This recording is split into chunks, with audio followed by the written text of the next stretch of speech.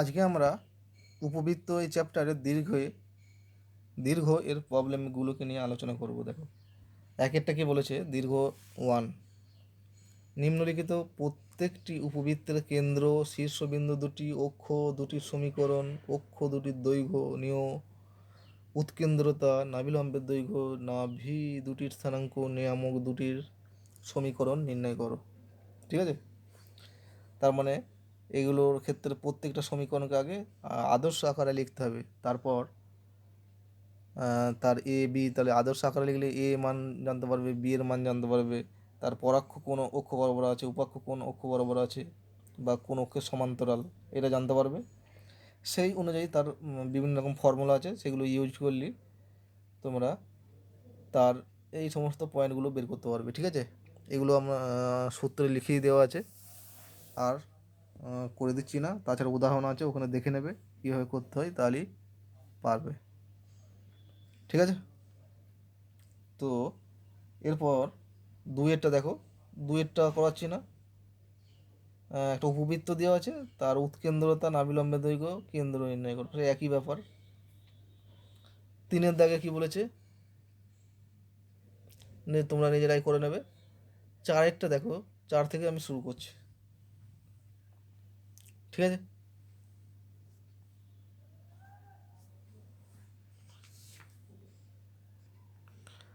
চারের এক আর দুইয়ের একই রকম, আমি দুইয়েরটা করে দিচ্ছি। চারের দুই, দুই পারলেই এক পেরে যাবে। একটা উপবৃত্ত দেওয়া আছে, x square plus by square plus Y square by B square equal to 1। উপবৃত্তটি 7x plus 13y minus 87 equal to 0 এবং 5x minus 8y plus 7 equal to 0 সরলরেখা দুটির ছেদবিন্দুগামী, এবং এর নাভিলম্বের দৈর্ঘ্য 32√2/5 একক। এ আর বি এর মান নির্ণয় করো। খুবই ইজি, দুটো সরলরেখা দেওয়া আছে, তাদের ছেদবিন্দুগামী হচ্ছে এই উপবৃত্তটা। উপবৃত্তের সমীকরণ কত? X square by A square plus Y square by B square equal to 1। ঠিক আছে, এখন এই উপবৃত্তটা দুটো সরলরেখা আছে, তাদের ছেদবিন্দুগামী। একটা সরলরেখা হচ্ছে 7x plus 13y equal to 87, আর একটা সরলরেখা হচ্ছে 5x minus 8y equal to -7। এই দুটো সরলরেখার ছেদবিন্দুগামী। ঠিক আছে, এই সরলরেখা দুটোকে তোমরা সমাধান করবে, তাহলে এদের ছেদবিন্দু পেয়ে যাবে। ছেদবিন্দু বিন্দুটা বের করে দেবে কত আসছে। ঠিক আছে, ছেদবিন্দু দেখবে 5,4 আসছে, 5 4 আসছে। তাহলে এই সরলরেখাটা 5,4 বিন্দুগামী। ঠিক আছে, এই উপবৃত্তটা 5,4 বিন্দুগামী। তাহলে এই পয়েন্টটা এখানে বসাবো, তাহলে অতএব একটা সমীকরণ পেয়ে যাচ্ছি। 5 বসালে হচ্ছে 25/a² plus 16/b² equal to 1। ঠিক আছে, এটা একটা সমীকরণের নাম দিলাম, 1 নাম্বার সমীকরণ। ঠিক আছে, আবার আর একটা শর্ত দেওয়া আছে যে উপবৃত্তটার নাভিলম্বের দৈর্ঘ্য 32√2/5। তাহলে না, শর্ত অনুসারে হয়ে যাবে কত? নাভিলম্বের দৈর্ঘ্য হচ্ছে 2b² ইকুয়াল টু 32√2/5। ঠিক আছে, তাহলে এখান থেকে আমরা b² মান পেয়ে যাব। তাহলে b² কত আসবে, এটা কেটে দিলাম। b² ইকুয়াল টু পাবো 16√2/5a। অতএব এবারে 1 থেকে পাচ্ছি, ফর্ম 1। 1 থেকে কী পাবো? বি এর জায়গায় এটা বসাবো, তাহলে 25a² 25/a² প্লাস 16/b² মানে হচ্ছে 16√2a/5টাকে ওপরে তুলে দিলাম ইকুয়াল টু 1। তাহলে 16 কেটে গেল। ঠিক আছে, দিস ইমপ্লাইজ কত হয়ে যাবে?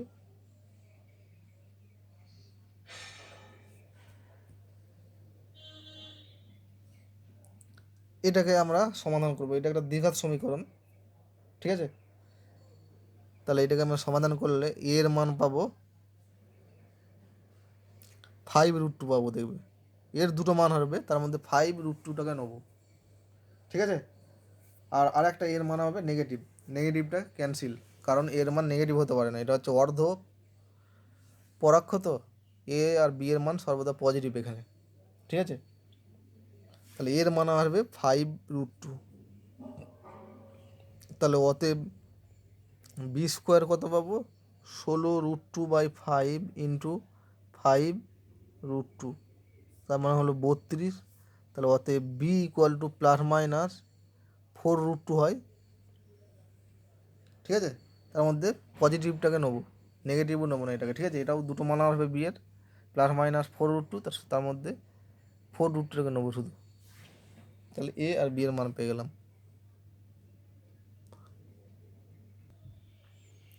এরপর আসছি 5এরটাই করে দিচ্ছি পরেরটাই, ঠিক আছে।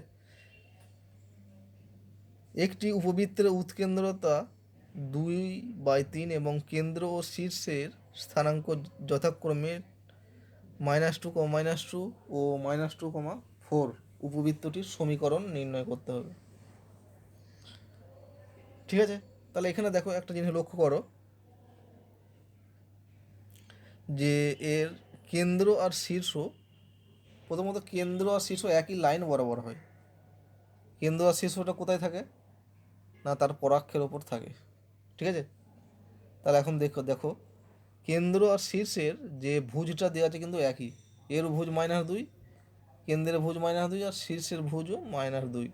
তাহলে ভুজটা যদি একই হয় তাহলে কী হবে, উপবৃত্তটার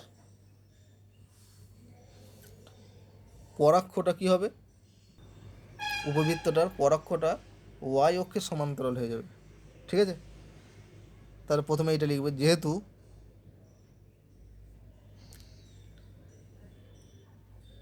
উপবৃত্তটির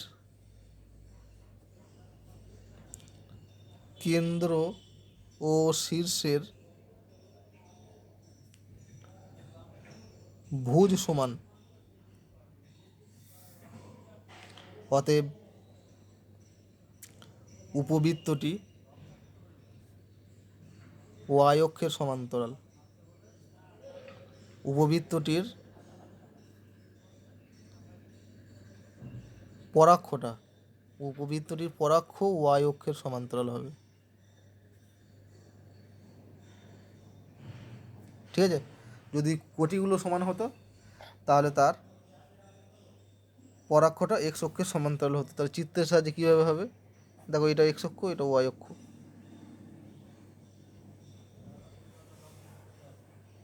ঠিক আছে। তাহলে এর কেন্দ্রের স্থানাঙ্ক হচ্ছে -2, -2, এটা যদি 2 ধরি তাহলে -2, -2 এই জায়গায়, আর শীর্ষ হচ্ছে -2, 4 এই জায়গায়, কেন্দ্র এটা শীর্ষ। তাহলে কেন্দ্র আর শীর্ষের যে সংযোজক রেখাংশ সেটাই তো হয় তার পরাক্ষ, তাহলে পরাক্ষটা এই বরাবর হবে, তাহলে উপবৃত্তটা এরকম দেখতে হবে, ঠিক আছে। ছবি হলো আরও ক্লিয়ার হয়ে যাবে। তাহলে পরাক্ষটা হচ্ছে ওয়াই অক্ষের সমান্তরাল, ঠিক আছে। কেন্দ্র দেওয়া আছে, দেখো কত, কেন্দ্র স্থানাঙ্ক দেওয়া যায় -2, -2, আর শীর্ষ হচ্ছে -2, 4। এখন এ আর বি এর মান বের করতে হবে। তাহলে কীভাবে এ আর বি এর মান পাবো, দেখো এটা এখন বাদ দাও। তাহলে ধরি উপবৃত্তটার সমীকরণটা এরকম ধরতে পারি, যেহেতু পরাক্ষটা ওয়াই অক্ষের সমান্তরাল, তাহলে ওয়াই মাইনাস বিটা এর whole square by A square plus X minus alpha এর whole square by B square equal to 1, যেখানে A square greater than B square, এরকম আকারে ধরতে পারি। তাহলে এর কেন্দ্র কত, অতএব কেন্দ্র সমান আলফা বিটা হলো ঠিক আছে। আর শীর্ষ কত হবে?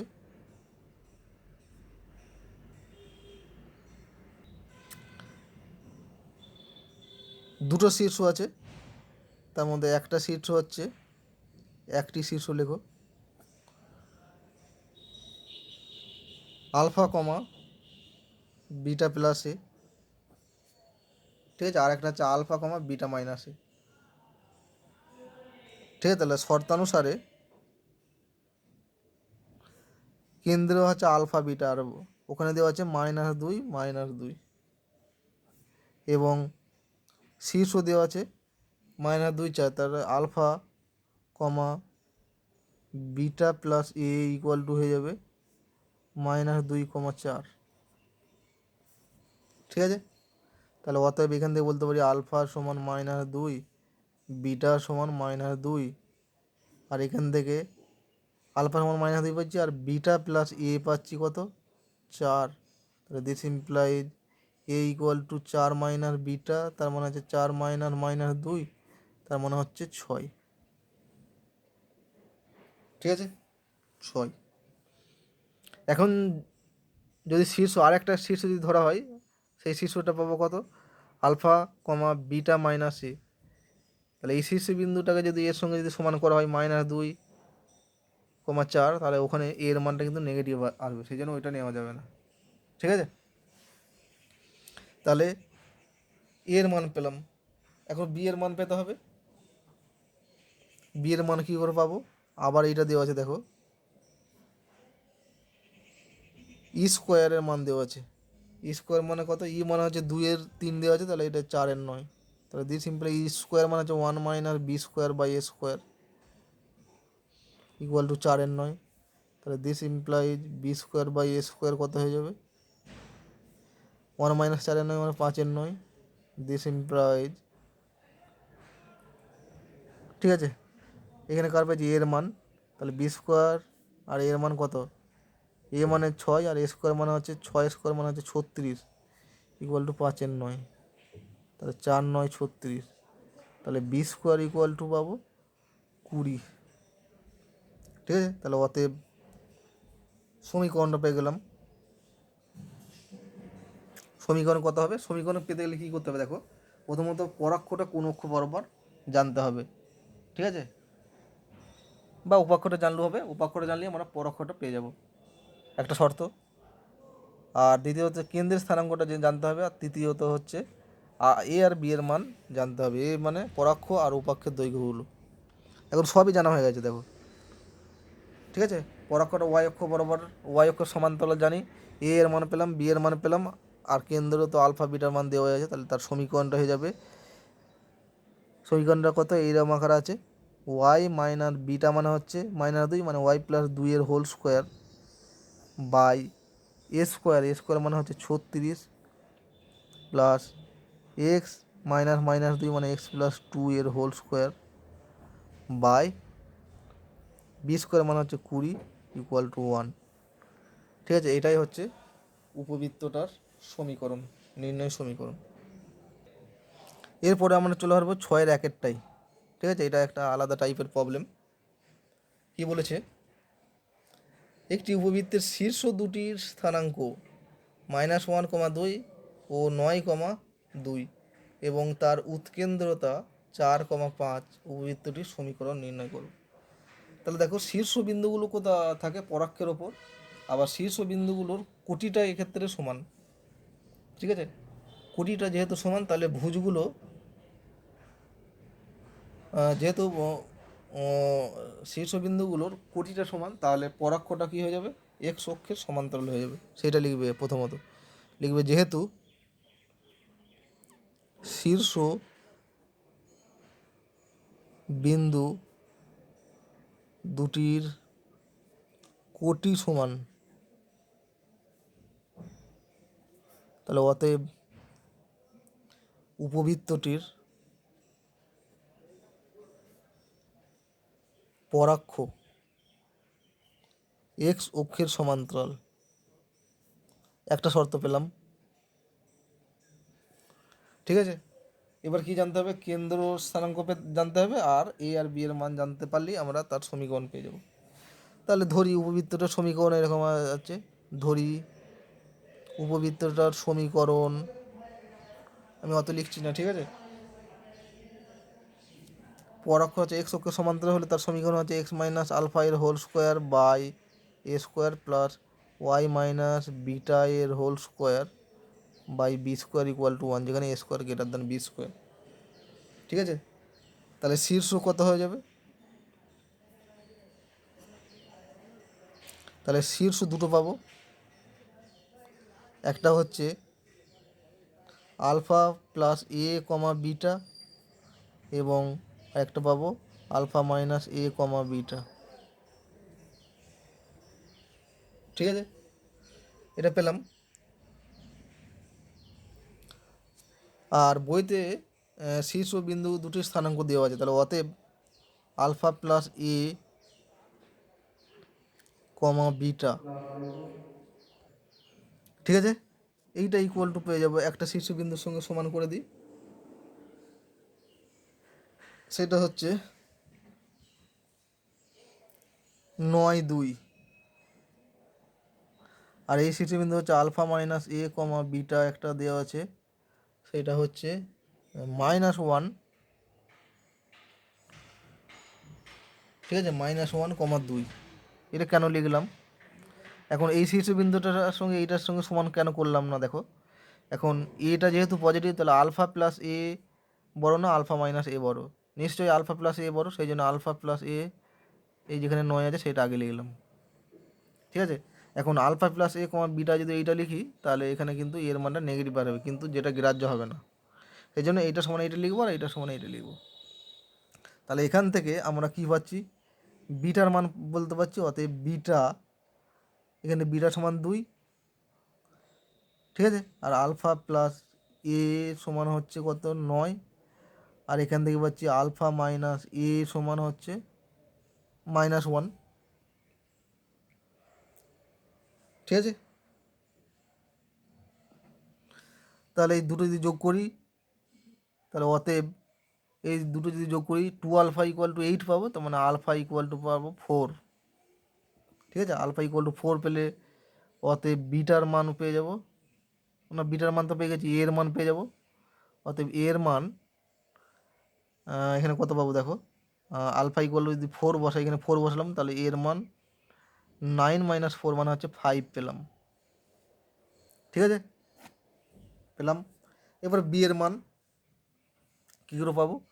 সেটা পেতে গেলে আমার ই এর মানটা দেওয়া আছে, ই এর মান দেওয়া আছে দেখো 4/5, তাহলে ই স্কোয়ারের মান পাবো 4×16/25, ই স্কোয়ার মানে হচ্ছে 1 - B square by A square equal to 16/25, তাহলে this implies B square by A square মানে হচ্ছে 25 বসিয়ে দিই একবারে, ইকুয়াল টু পাবো কত? 1 - 16/25 মানে হচ্ছে 9/25, ডেটা কেটে গেলাম, তাহলে বি স্কোয়ার ইকুয়াল টু 9, তাহলে বি ইকুয়াল টু 3 পেলাম। তাহলে আমাকে যেগুলো পাওয়া দরকার সব পেয়ে গেছি, এ মান, বি এর মান, আলফা বিটার মান পেয়ে গেছি, আর এর পর অক্ষটা কোন অক্ষ বরাবর আছে সেটাও পেয়ে গেছি, এক্স অক্ষের সমান্তরাল। তাহলে তার সমীকরণটা আমরা এই সমীকরণ অনুযায়ী হবে, এখানে আলফা বিটা এ আর বি এর মান আমরা বসিয়ে দেবো, তাহলেই তার সমীকরণটা পেয়ে যাব, ঠিক আছে। আশা করি ব্যাপারটা বুঝতে পেরেছো, ঠিক আছে। একই রকম 2 আর 3 তোমরা নিজে নিজে করে নিতে পারবে।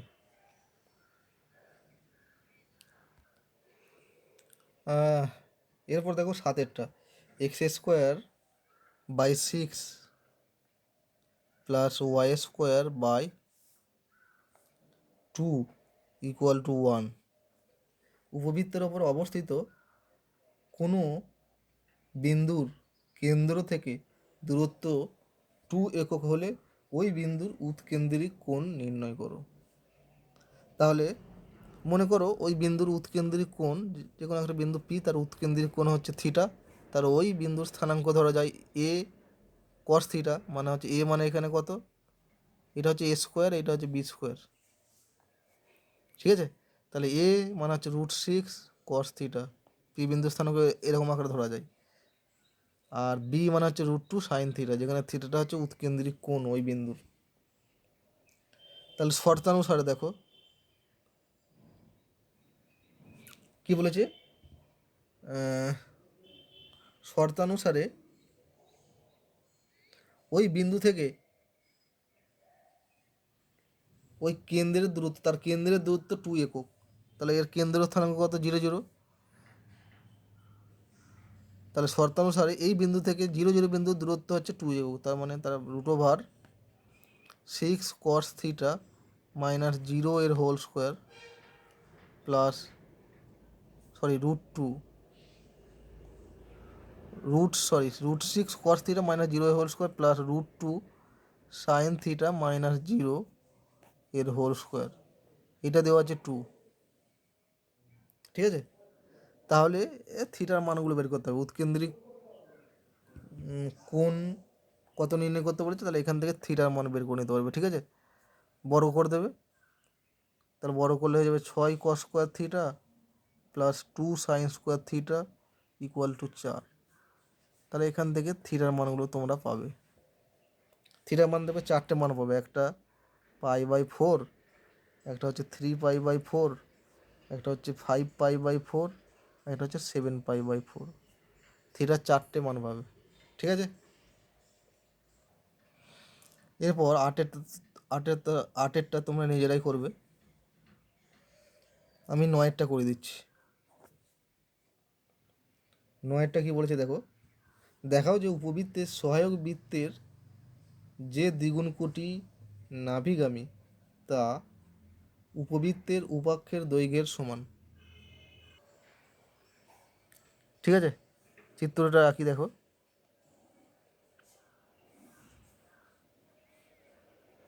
এটা এক্স অক্ষ, ওয়াই অক্ষ।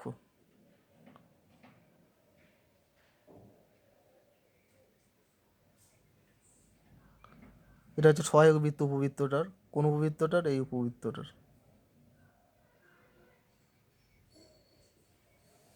ঠিক আছে, তাহলে ধরি উপবৃত্তটার সমীকরণ হচ্ছে x² / a² plus y² / b² equal to 1। শুধু আমি হিন্টস দিয়ে দিচ্ছি।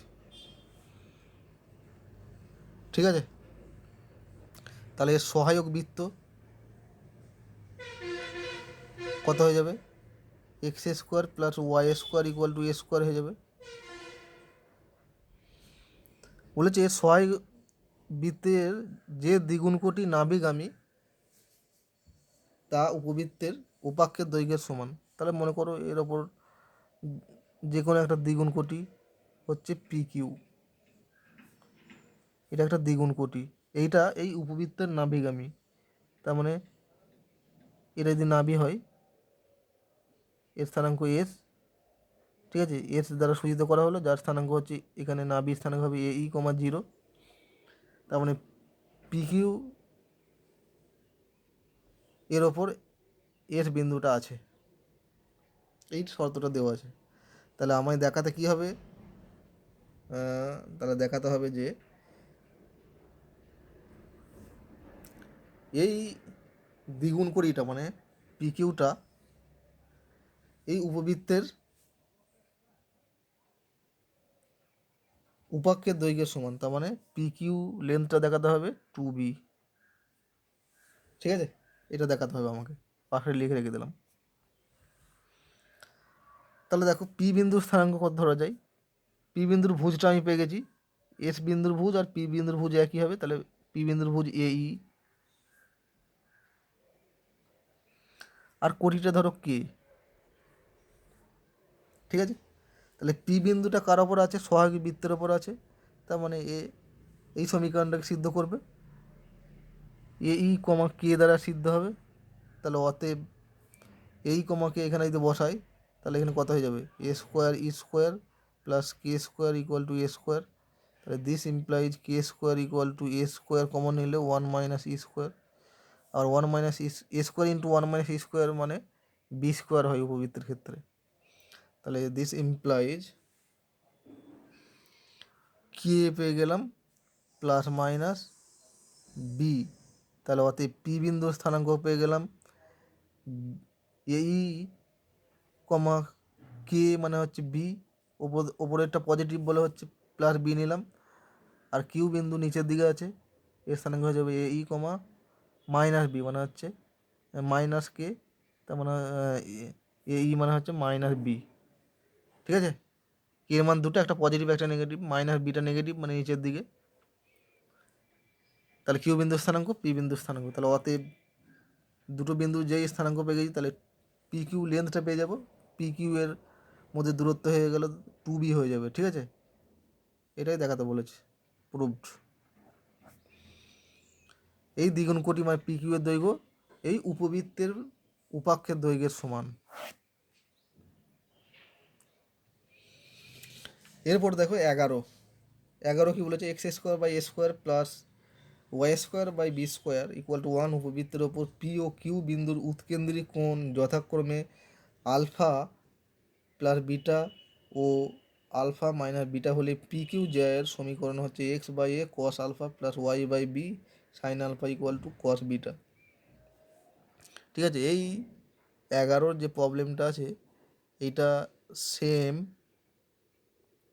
অ্যাজ কত নাম্বার, সংক্ষিপ্ত 21-এরটা। ঠিক আছে, সংক্ষিপ্ত 21, এই প্রবলেমটা ঠিক যেভাবে করেছি ওইভাবেই করতে হবে। ওখানে θ1 θ2 ছিল দুটো উৎকেন্দ্রিক কোণ, আর এখানে দুটো উৎকেন্দ্রিক কোণ হচ্ছে একটা আলফা প্লাস বিটা আর একটা হচ্ছে আলফা মাইনাস বিটা। এই দুটোর মধ্যে শুধু পার্থক্য আছে, বাদবাকি সব সেম। ঠিক আছে, ওটা ঠিক যেভাবে করেছি এটাও ঠিক সেভাবেই করতে হবে।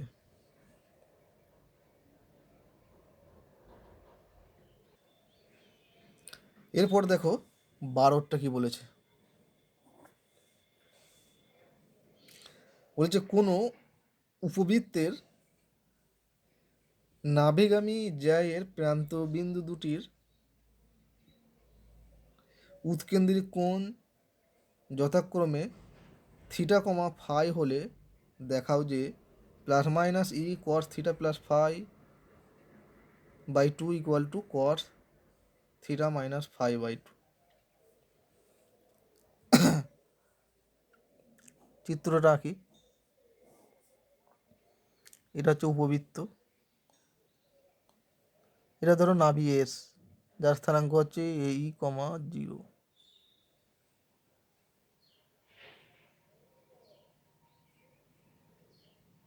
ঠিক আছে, একটা পি বিন্দু, একটা হচ্ছে কিউ বিন্দু। পি বিন্দুর উৎকেন্দ্রিক কোণ হচ্ছে থিটা, এটার হচ্ছে থিটা, আর এর উৎকেন্দ্রিক কোণ হচ্ছে ফাই। তাহলে পি বিন্দুর স্থানাঙ্ক আমরা পেয়ে যাব। ঠিক আছে, উপবৃত্তের সমীকরণে ধরে নিচ্ছি X square by A square plus Y square by B square equal to 1, এটা ধরে নেবে, ধরি উপবৃত্তের সমীকরণ হচ্ছে এইটা। তাহলে পি বিন্দুর স্থানাঙ্ক হয়ে যাবে এ কস ফাই, না এর উৎকেন্দ্রিক কোণ থিটা, তাহলে A cos theta B sine theta, আর কিউ বিন্দুর স্থানাঙ্ক পেয়ে যাবে A cos phi comma B sine phi. ঠিক আছে, আরেকটা শর্ত দেওয়া আছে, পি কিউ এই লাইনের ওপর এ ই কমা 0 বিন্দুটা আছে। ঠিক আছে, তাহলে দেখো এই পি কিউ জ্যায়ের সমীকরণটা কত হয়ে যাবে, পি কিউ এই জ্যাটার সমীকরণ হয়ে যাবে কত,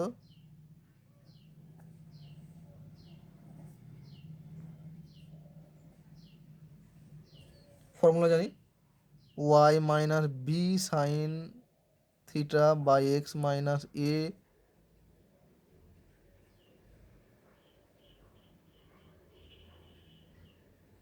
cos theta equal to B into sine theta minus sine phi by A into cos theta minus cos phi. এটা হয়ে যাবে পি কিউ জ্যাটার সমীকরণ। ঠিক আছে, এখন দেখো পি কিউ জ্যাটা বলেছে আবার নাভিগামী, মানে এ ই কমা 0 বিন্দুগামী। ঠিক আছে, এখন দুটো নাভি আছে তো, একটা এস আর এস ড্যাশ। এখন এই নাভি গামী হতে পারতো পি কিউ জ্যাটা, মানে পি কিউ সমীকরণটা এখানে পি, এটা কিউ হতে পারতো।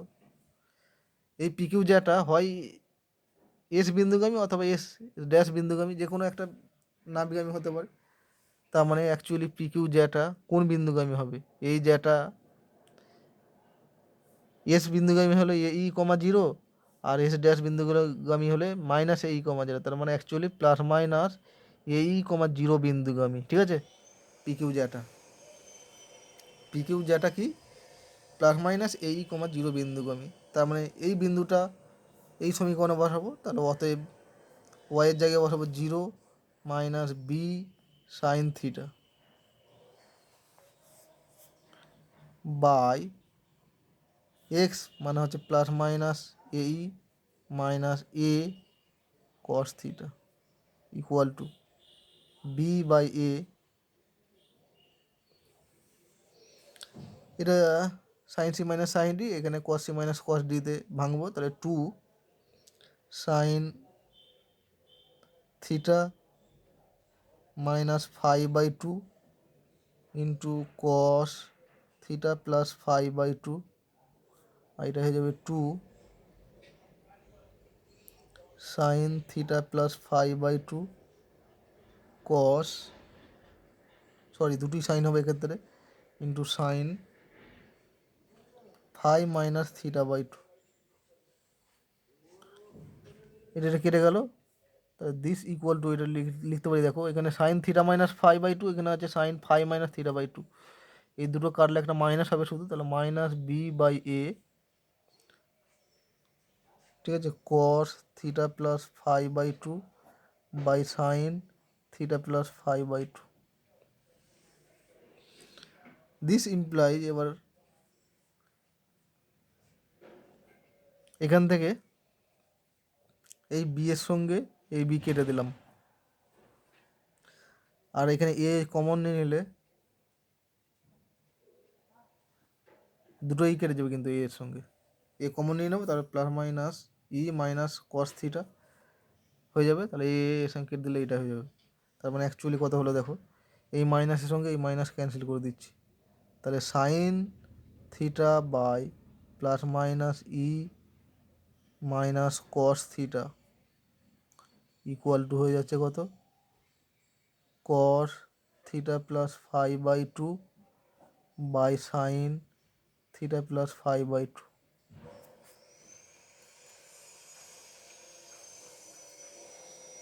ঠিক আছে, দিস ইমপ্লাই কত হচ্ছে, এটার সঙ্গে এটা গুণ করবো, plus minus E cos E into cos theta plus five by two, তারপর এটার সঙ্গে এটা গুণ, minus cos theta into cos theta plus five by two equal to হয়ে যাবে sine theta plus five by two, এটা আসবে। ঠিক আছে, এখন এইটাকে এদিকে নিয়ে যাবো, তাহলে এটা ইকুয়াল টু করে দিলাম, এটা প্লাস এইটা হলো, তাহলে দেখো কসে কর বি প্লাস সাইনে সাইন বি, তার মানে হচ্ছে কস এ মাইনাস বি, তার মানে cos theta minus theta plus five by two, তার মানে হচ্ছে cos theta minus five by two. এটা এলো লাস্ট, অ্যাট লাস্ট এটা এলো। তাহলে দিস ইমপ্লাইজ হলো, আরেকবার লিখে দিচ্ছি, plus minus E cos theta plus five by two equal to হচ্ছে cos theta minus five by two. ঠিক আছে, এটাই প্রমাণ করতে বলেছে, প্রুভড। ঠিক আছে, এরকম টাইপের প্রবলেমগুলো খুবই গুরুত্বপূর্ণ। ঠিক আছে, 11, 12 এগুলো। তো এখানেই উপবৃত্ত চ্যাপ্টারটা শেষ হয়ে গেল, দ্য এন্ড।